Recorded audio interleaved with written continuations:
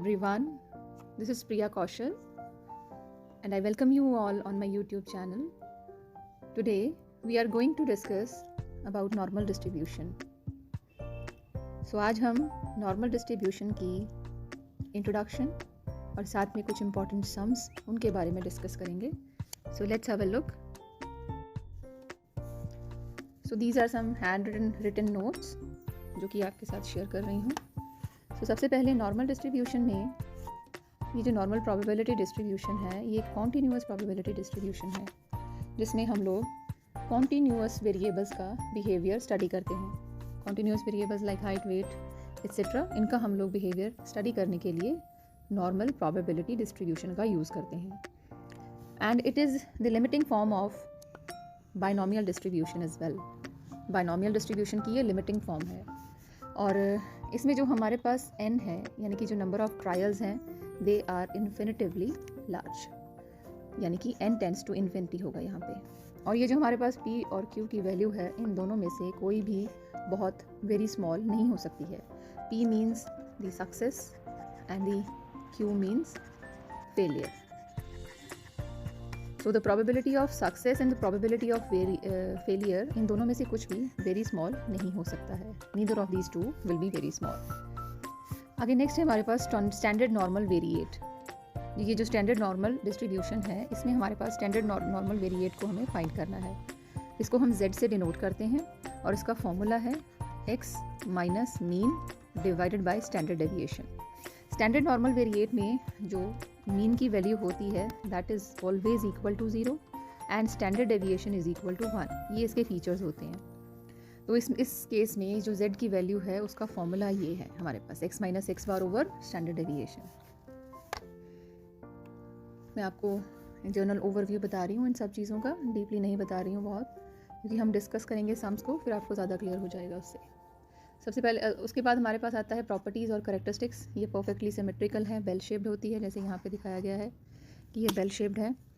जो normal curve जो होती है वो बेल शेप्ड होती है. इसमें मीन मीडियन मॉड की इक्वालिटी होगी, मीन मीडियन मॉड, ठीक है, equality of mean median mode. उसके बाद है इसमें ये जो लाइन है, ये लाइन इसकी टेंडेंसी होती है कि ये जो हमारी यहाँ पे लाइन है बेस लाइन, इसको टच करने की टेंडेंसी होती है, लेकिन it never touches the base line. ये कभी भी इसको टच नहीं करेगी, ठीक है. तो area under the normal curve that is always equal to 1. अब ये जो हमारे पास कर्व है ये इसको नॉर्मल कर्व बोलते हैं. इसके अंडर जो एरिया है उसकी वैल्यू हमेशा ही टोटल एरिया उसकी वैल्यू 1 होगी, उससे ज़्यादा नहीं. ये जो हमारे पास मीन है जो सेंटर में हमने ये ऑर्डिनेट बनाया है ये मीन को रिप्रेजेंट करता है.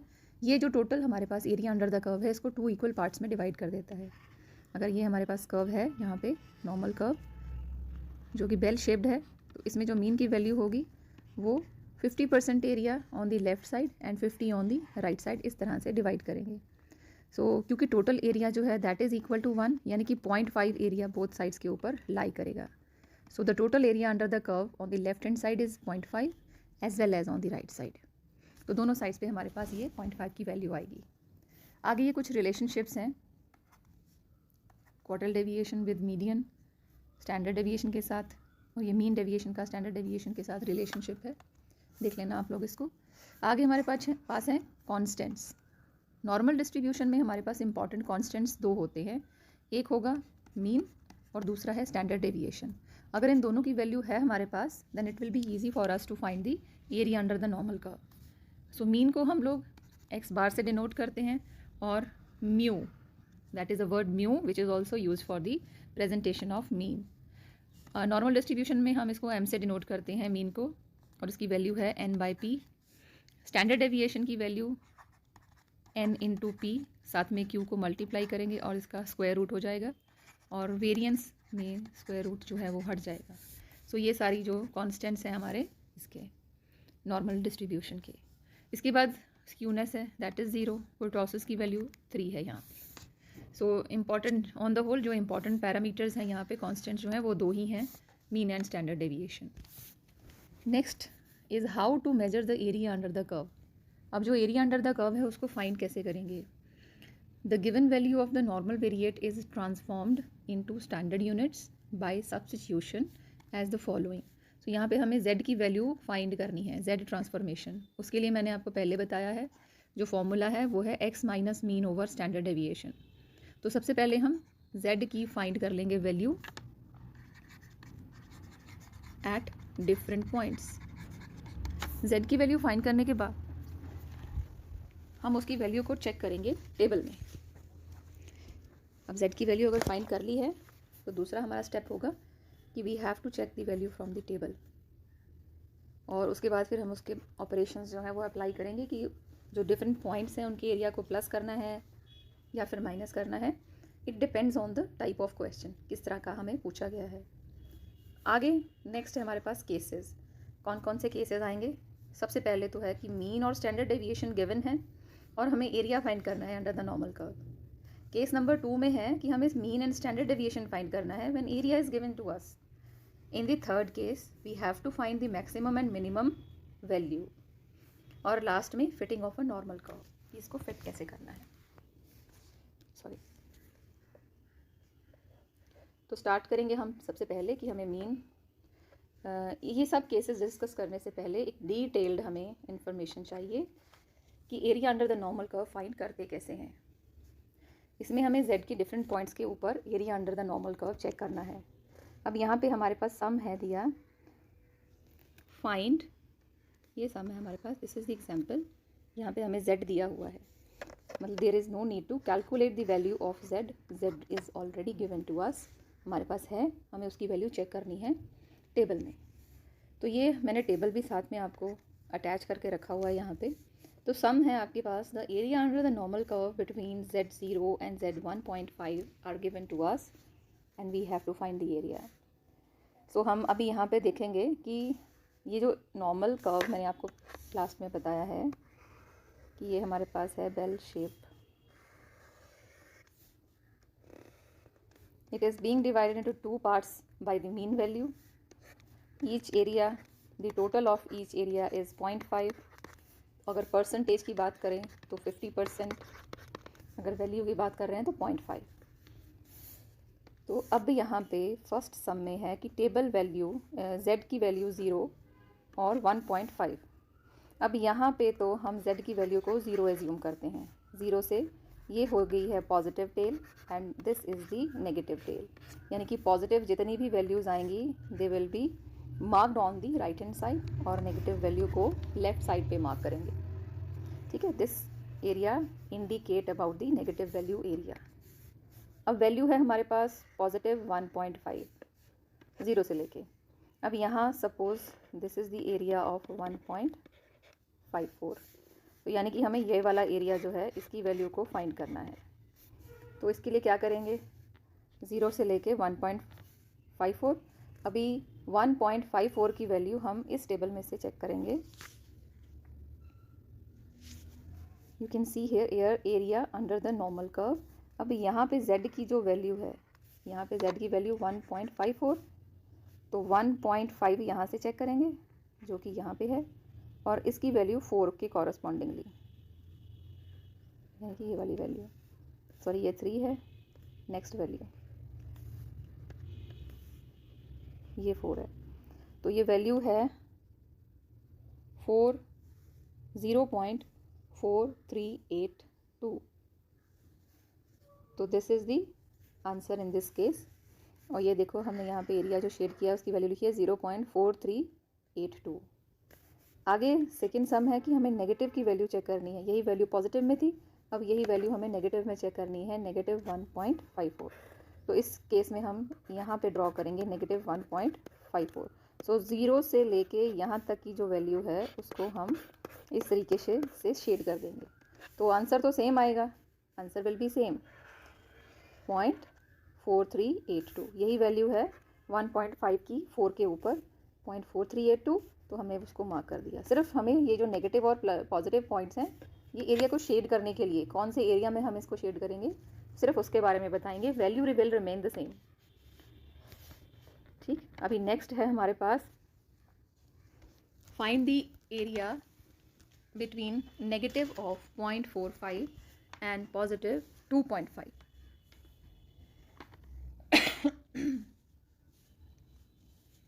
अभी इसमें भी हम लोग टेबल वैल्यू चेक करेंगे।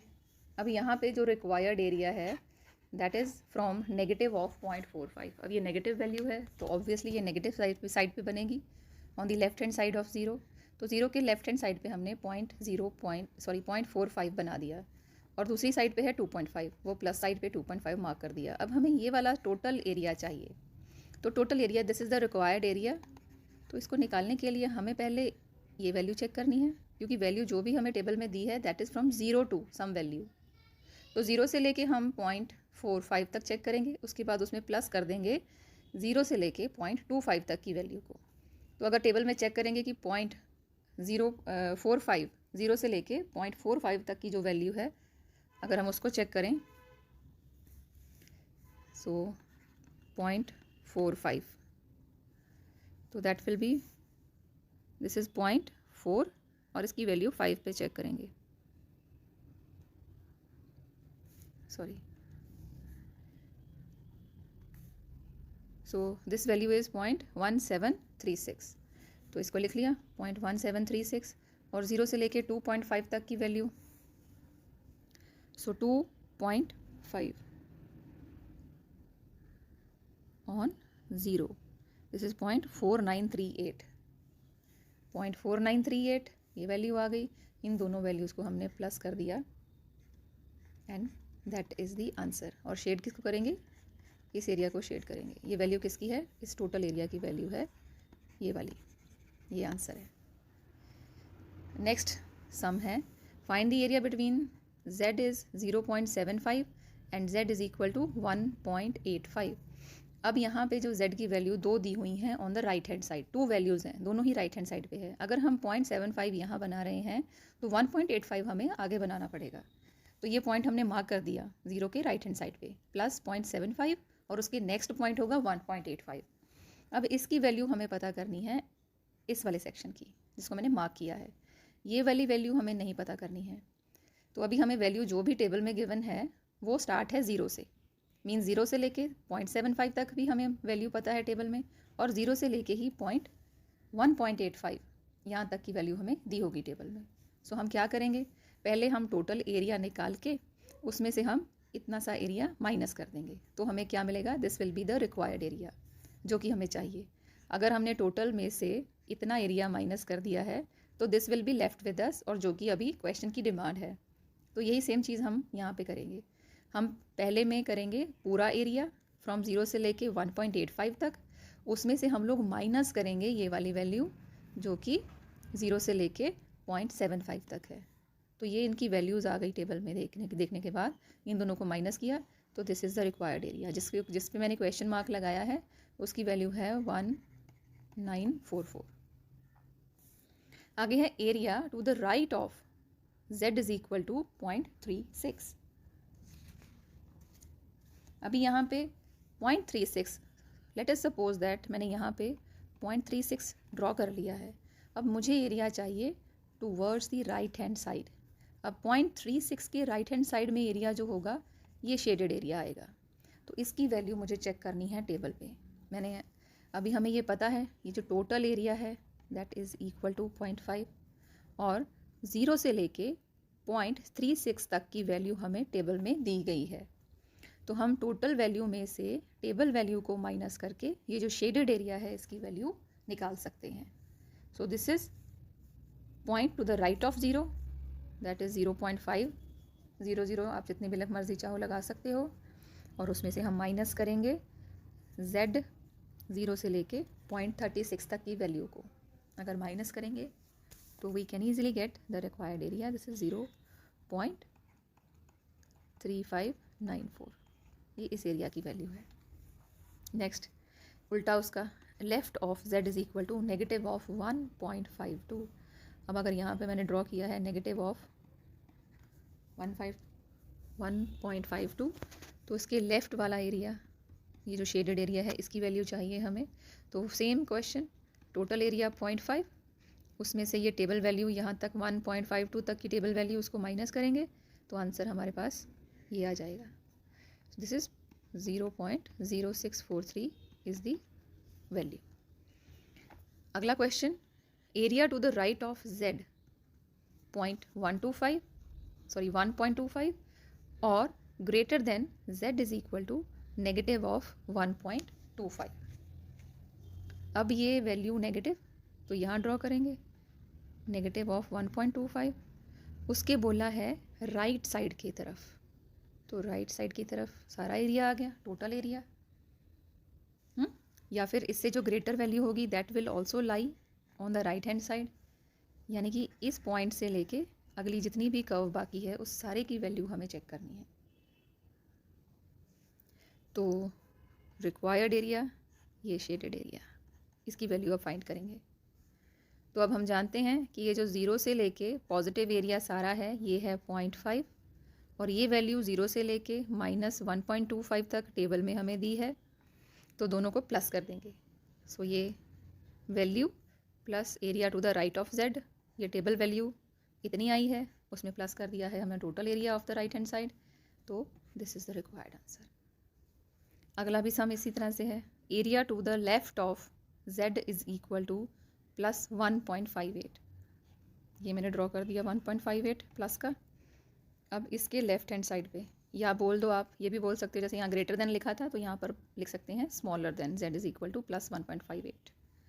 तो इसमें क्या होगा, ये सारा एरिया 0 से लेके ये 0.5 है, इसमें हम प्लस कर देंगे ये वाले एरिया की वैल्यू, तो लेफ्ट हैंड साइड पे हमारे पास 0.5, 0 से लेके 1.5 तक वैल्यू ये है, तो this is the answer. I hope कि आपको समझ में आ रहे होंगे ये आंसर्स। अगला सम है, find the area to the right of z is equal to +1 and left of z is equal to -1। ये +1 है, इसके राइट हैंड साइड की वैल्यू ये पता करनी है, और ये -1 है, इसके लेफ़्ट साइड की वैल्यू पता करनी है। सो ये है टोटल एरिया हमारे पास, इसकी वैल्यू 1 है, उसमें से माइनस करेंगे हम ये वाला एरिया और ये वाला एरिया जिसकी टेबल वैल्यू हमें दी है। सो 1 minus table value of both the areas is 0.3413, उन दोनों को प्लस करके माइनस कर दिया है 1 में से, तो 0.3174 is the required answer. So ये आंसर है हमारे पास इसका। This is one sum with us, ये 2020 में आया है question. In an entrance test, ये बीकॉम का ही एक स्टूडेंट है, उसने पूछा था मेरे से। In an entrance test for admission to M Com 900 students appeared, their average marks were 50 and standard deviation is 20, so we have to find all the 3 cases here. So सबसे पहले तो हम इसका सोल्यूशन में लिखेंगे the value which is given to us. यहाँ पे value हमें दी हुई है जो गिवन है, मीन दिया है, mean is 50, standard deviation is 20. So question number 1 is the number of students securing between 30 and 70. So we have to find the number of students who have secured marks between 30 and 70. Now this is the case when mean and standard deviation is given to you and you have to find the area under the normal curve. So यहाँ पे ये x की values हैं, जैसे कि मैंने आपको पहले बताया था कि हमें z की वैल्यू फाइंड करनी है इस केस में। अब यहाँ पे z, हमारे z की वैल्यू के लिए x 2 है हमारे पास, तो z भी 2 होंगे। सो z1 यहाँ पे है x1 minus mean over standard deviation.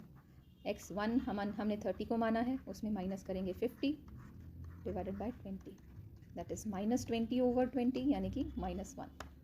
ऐसे ही z2 की वैल्यू फाइंड करेंगे, x2 minus mean over standard deviation 70 है, 70 minus 50 over 20, this is +20 over 20 means +1। सो यानी कि ये +1 से लेके -1 तक का जो एरिया है उसको हम देखेंगे। इसमें ये कर्व बना दी, इस साइड पे -1 ड्रॉ कर दिया, इस साइड पे +1 ड्रॉ कर दिया। अब ये वैल्यू चेक करेंगे टेबल में, 0 से लेके 1 तक की जो वैल्यू है वो है 0.3413। अब जो रिक्वायर्ड एरिया है और जो रिक्वायर्ड सम है उसमें है हमारे पास कि हमें एरिया लिखना है between z is equal to -1 and z is equal to 0, और उसमें प्लस करना है area between z is equal to 0 and z is equal to +1।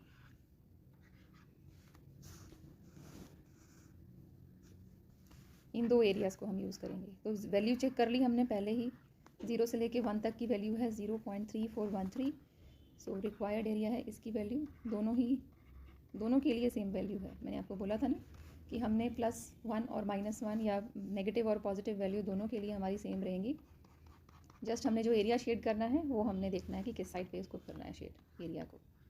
3413, so this is equal to 0.6826। अब ये यहाँ तक ख़त्म हो जाना था अगर हमें सिर्फ एरिया पूछा होता, लेकिन यहाँ पे हमें पूछा है number of students. So we have to find here the number of students. तो लेकिन हमने ये जो फाइंड किया है ये एरिया है। तो नंबर ऑफ़ स्टूडेंट्स को फाइंड करने के लिए जो total number of students appear हुए थे टेस्ट के लिए वो है 900। उसमें हमने मल्टीप्लाई करनी है ये जो एरिया की वैल्यू आई है उसको। So to find the number of candidates और the number of students who scored between 30 and 70, जो x1 x2 की वैल्यू थी, they are is equal to total number of students multiplied by area under the normal curve. So 900 multiplied by 6826, that is equal to 614.34। अब क्योंकि ये number of students हैं सो ये fraction में नहीं हो सकते, so we will write it down as 614 student who have secured marks between 30 to 70। इसी का सेकेंड पार्ट हमारे पास बी पार्ट है। We have to find the number of students who have exceeded scores of 65। अगला case ये आ गया। This is also very easy. So इस केस में हमें क्या करना है, हमें कर्व ड्रॉ करनी है, उसमें हमें एक पॉइंट को मान लेना है कि ये 65 है और हमें मार्क्स निकाल लेने हैं जो कि उससे एक्सीड कर रहे हैं, उससे ज़्यादा हैं। अब ये तो हमें आता ही है, हमें पता है कि टोटल एरिया 0.5 है, उसमें हम 65 की टेबल वैल्यू निकाल लेंगे और 0.5 में से उसको माइनस कर देंगे। That will give us the number of students, that will not give us the number of students, sorry, that will give us the area. So to find the number of students we have to multiply it by 900, यानी कि total number of students. Okay, so let's begin. सबसे पहले तो z की value x minus x bar over standard deviation. x यहाँ पे 65 और standard deviation mean 50 है, 15/20 यानी z इज़ +0.75। अब ये वैल्यू चेक करेंगे हम पीछे टेबल में। अब आई होप आपको ये टेबल की वैल्यू देखना आता है। सो अभी टेबल की वैल्यू देखने के बाद you have to find the required area. Total area towards right, उसमें से हम माइनस करेंगे area between z is equal to 0, z is equal to 0.75, इस एरिया को माइनस करेंगे। 0.5000, उसमें से इसकी टेबल वैल्यू मैंने चेक करी है which is 0.2734। So the required area is 0.2266. To find the number of students we will multiply 900 by this number. This is 203.94.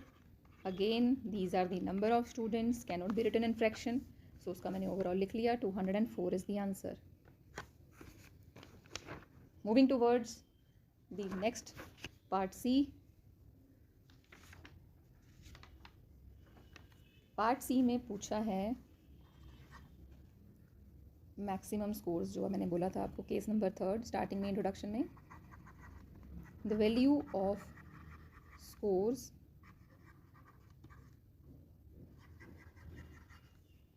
Succeeded by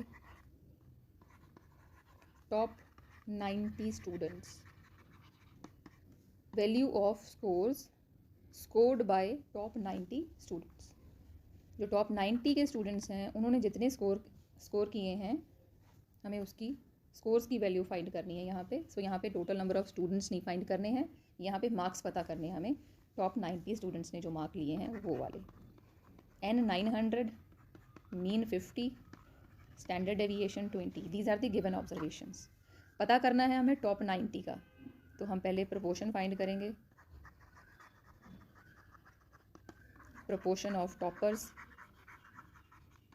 जो कि 90 है, डिवाइडेड बाय 900, 0.10, ये प्रोपोर्शन है टॉप स्टूडेंट्स का। इसके बाद फाइंड करेंगे Z की वैल्यू, स्टैंडर्ड डेविएशन। यहाँ पे हमने ये पता करना है X की वैल्यू, क्योंकि यहाँ पे जो वैल्यू है जो गिवन है ये है हमें 90 top 90 students who have exceeded. So इसका हमने जो एरिया था वो ये निकाल लिया, दिस इज़ 0.10। टॉपर्स का जो प्रोपोर्शन है वो है 0.10, यानी कि जो लेफ़्ट है 0.4 होगा, क्योंकि टोटल जो है वो 0.5 है। अगर इसका परसेंटेज 0.10 है तो इसका 0.4 होगा। ठीक है, तो अब ये एरिया देख लेंगे हम। This is the area under the curve. अब इसके कॉरस्पॉन्डिंगली Z की वैल्यू क्या होगी वो हम टेबल में से चेक करेंगे। अब जैसे टेबल हम पहले ही चेक कर रहे थे ना, हम उसके ऑपोजिट टेबल चेक करेंगे। ये आपको ध्यान में रखनी है बात। यहाँ पे हमने ये एरिया निकाला है, area under the normal curve. 90/900 is area under the normal curve, यानी कि ये जो शेडेड एरिया है उसकी वैल्यू है हमारी 0.10। अब टोटल एरिया 0.5 होता है, जब उसमें से हमने ये वैल्यू को माइनस किया तो हमें ये जो ब्लैंक एरिया है उसकी वैल्यू मिल गई 0.4। अब हमें टॉपर्स की जो मार्क्स हैं वो पता करने हैं, लेकिन उससे पहले हमें Z वेरिएट की वैल्यू पता होनी चाहिए, तभी हम मार्क्स पता कर सकते हैं। तो Z की वैल्यू पता करने के लिए हमें टेबल को उल्टा देखना पड़ेगा। क्या चेक करेंगे हम लोग उसमें कि टेबल में ये जो 0.4 वैल्यू है, 0.4 याद रखना है आपने, 0.4 वैल्यू जो है वो कहाँ पे लाई कर रही है। चलिए देखते हैं टेबल में ही। सो यहाँ पे टेबल है हमारा, 0.4 की वैल्यू हमने चेक करनी है। तो वो यहाँ साइड लेफ़्ट हैंड साइड से चेक नहीं करेंगे हम लोग, जो सेंटर की वैल्यू है जो कि हमें एरिया दिया है यहाँ से चेक करनी है, क्योंकि मैंने आपको बताया है कि वो जो 0.1 वैल्यू थी वो एरिया की वैल्यू थी और 0.4 भी एरिया की वैल्यू थी। तो एरिया हमें ये सेंटर में दिया है, तो यहाँ से हम चेक करेंगे कि वैल्यू नियरेस्ट टू 0.4 कहाँ पे लाई कर रही है। सो यहाँ पे हमें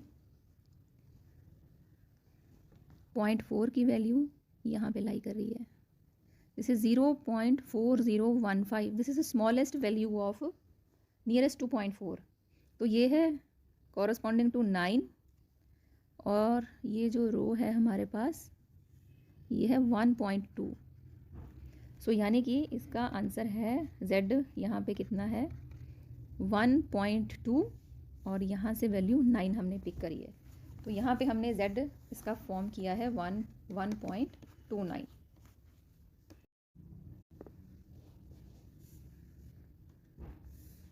तो Z की वैल्यू फाइंड कर ली हमने, जब एरिया दिया हुआ है हमें। हेयर अनदर टाइप की एरिया वाज गिवन, तो उस गिवन एरिया में से हमने Z की वैल्यू कैसे फाइंड की है। ठीक है, so this is Z is equal to 1.29। तो यहाँ से हमें Z की वैल्यू मिली। अब इस Z को पुट करेंगे, x minus mean over standard deviation 1.29, x minus mean is 50 by 20 standard deviation. ये 20 ऊपर जाएगा, मल्टीप्लाई हो जाएगा, this will be 25.8 is equal to x minus 50। तो x की वैल्यू प्लस हो जाएगी 50 में जाके 25.8, तो x की वैल्यू आ गई 75.8 is the answer. So these are the marks which are scored by the top 90 students.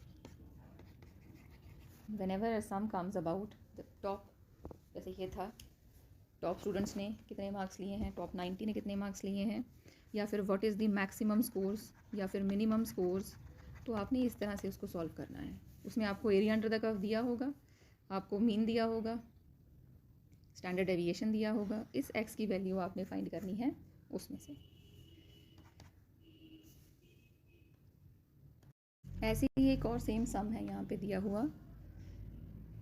Manali airline has the policy of employing Indian women whose height is between 52 inches and 59 inches. So this is the condition of the airlines कि इतनी height होगी तो हम उनको join करा सकते हैं. If height of Indian women is normally distributed with a mean of 54 inches and a standard deviation of 3 inches. यहाँ पे mean दिया है 54, standard deviation दी है 3 और यहाँ पे n की वैल्यू भी है हमारे पास जो कि है 10,000. Find the number of applicants that would be too tall, too short, of acceptable height. अब acceptable height तो है भाई x1 52 and x2 59. इन दोनों के बीच में जो वैल्यू लाई कर रही है that is acceptable. Acceptable का मतलब है कि we have to find a value which is between x1 52 and x2 59. Too tall का मतलब है कि अगर इस रेंज में हाइट नहीं आ रही है, अगर हाइट जो है that is exceeding their maximum limit which is 59. और टू शॉर्ट का मतलब है अगर हाइट उनकी मिनिमम रेंज से कम है. टू शॉर्ट का मतलब है if height is less than 52 inches. तो हमें इस हिसाब से इस क्वेश्चन को सॉल्व करना है. आई होप कि ये समझ में आ गया होगा. अगर नहीं आया तो वी विल, आप लोग मुझे बता देना, मैं इसका आपको सोल्यूशन भेज दूँगी. आगे है एक और टाइप का sum. In a distribution exactly normal 7% of items are under 35 and 79% are under 63. What is the mean and standard deviation of the distribution. अब ये जो सम है ये हमारा टाइप 2 का सम है जिसमें we are given area and we have to find mean and standard deviation of the given distribution, given sum. इसमें हमें एरिया पता है. जैसे मैंने आपको बोला था कि हमें अभी टेबल में सेंटर वाली वैल्यू में से चेक करना है कि उस एरिया के कॉरस्पॉन्डिंगली जेड की क्या वैल्यू आ रही है. तो यहाँ पे ये सवाल हमारे सामने आता है. अब यहाँ पे हमें दिया है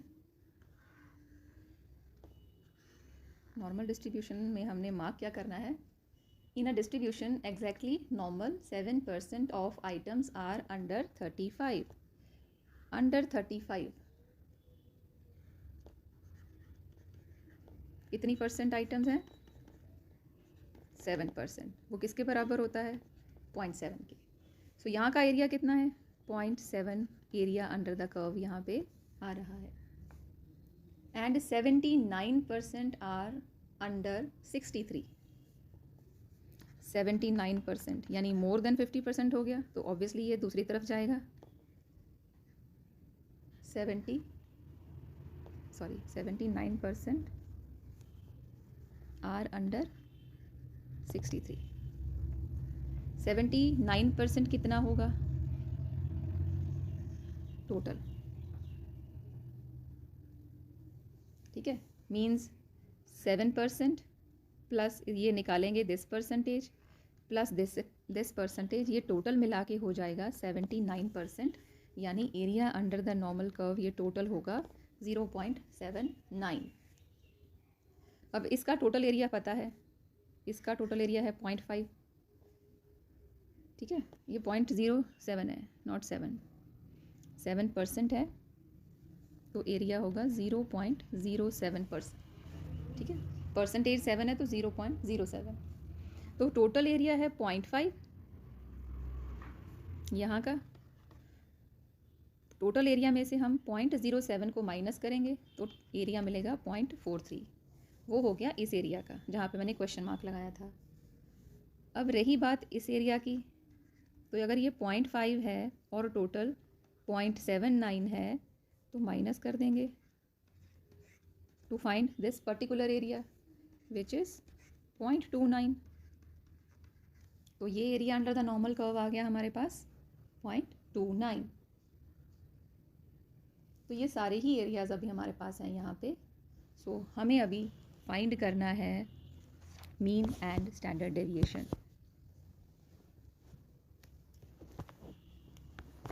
तो मीन और स्टैंडर्ड डेविएशन निकालने के लिए जैसे मैंने आपको पहले भी बताया था, हमें जो भी वैल्यू दी होती है दैट स्टार्ट्स फ्रॉम ज़ीरो से इस एरिया तक और ज़ीरो से ही दूसरे एरिया तक वैल्यू गिवन होती है। एजेस वाले एरिया की वैल्यू हमें खुद कैलकुलेट करनी पड़ती है। ये वैल्यू निकाल के उसमें से माइनस या प्लस जो भी हमने करना है वो करके फिर निकालते हैं। अभी हमें यहाँ पे 0.43 है और यहाँ पे 0.29 है, तो हम इसको दो पार्ट्स में डिवाइड करेंगे। एक 0.43, एक 0.29। अब ये दोनों क्या हैं? एरियाज़ हैं। इनके कॉरस्पॉन्डिंगली हमें z की वैल्यू चेक करनी है टेबल में। अभी हम सेंट्रल एरिया में देखेंगे 0.43 कहाँ लाई कर रहा है, और टेबल में देखने के बाद I have got the value 1.48। और ये क्योंकि इस तरफ है, लेफ़्ट साइड तरफ है, तो इसके आगे हम नेगेटिव लगाएंगे। तो यहाँ पे z आ गया -1.48। ये वाला एरिया 0.29 चेक किया तो इसकी वैल्यू आ रही है 0.81, और ये है ऑन दी प्लस साइड, तो इसलिए इसके साथ हमने प्लस लगाया है। तो अगर ये चेक करेंगे कि 0.43 वैल्यू कौन से कहाँ पे कॉरस्पॉन्डिंग थी, ये जो नेगेटिव ऑफ 0.43 वैल्यू थी that was corresponding to value 35, यानी कि यहाँ पे x की वैल्यू 35 है और 0.29 की वैल्यू है 63 पे, यानी कि यहाँ पे x है 63। तो अभी फॉर्मूले में एप्लीकेबल करेंगे ये सारी वैल्यूज़, इनको अप्लाई करेंगे। z की वैल्यू निकाली है -1.48, x की वैल्यू 35, मीन का पता नहीं है, स्टैंडर्ड डेविएशन का भी नहीं पता। यहाँ पे वैल्यू है 0.81, 63 minus mean over standard deviation. Line लगा देती हूँ इसके बीच में। Negative of 1.48 standard deviation, 35 minus mean, 0.81 standard deviation, 63 minus mean. अब इनकी इक्वेशन बना लेते हैं। This is mean minus 1.48 is equal to 35, mean plus 0.81 standard deviation 63। This is equation 1, this is equation 2। अब सब्ट्रैक्ट करेंगे दोनों को। Subtracting first and second item equation, तो यहाँ पे mean 1.48 standard deviation 35, mean plus 0.81 standard deviation 63। इनको कर दिया माइनस, ये कट गए हमारे पास, माइनस माइनस प्लस हो जाएंगे, तो प्लस 2.29, और ये माइनस का साइन है इसमें, तो ये दोनों माइनस हो जाएंगे। 63 के आगे माइनस है तो इसीलिए नेगेटिव आ गया इसके साथ, नेगेटिव के साथ नेगेटिव कट गया। 28 ओवर ये नंबर, और इसकी वैल्यू है 12.23। सो यहाँ से हमें मिल गया standard deviation. This is the answer. अभी ये स्टैंडर्ड डेविएशन की वैल्यू किसी भी एक इक्वेशन में पुट कर लेंगे। This is -1.48 is equal to 35, ये दूसरी साइड ले गए, ये प्लस हो गया। So mean is equal to 1.48, 12.23 plus 35, तो यहाँ पे इसकी वैल्यू आ रही है 53.096। This is the answer. So इस तरीके से these were the important sums of the normal distribution. अगर इसके अलावा कोई और सम भी है जो आपको समझ में नहीं आ रहा है तो you can ask me, you can post it in the comment section, तो हम लोग वो डिस्कस करेंगे अपनी अगली वीडियो में। Thank you very much for watching the video.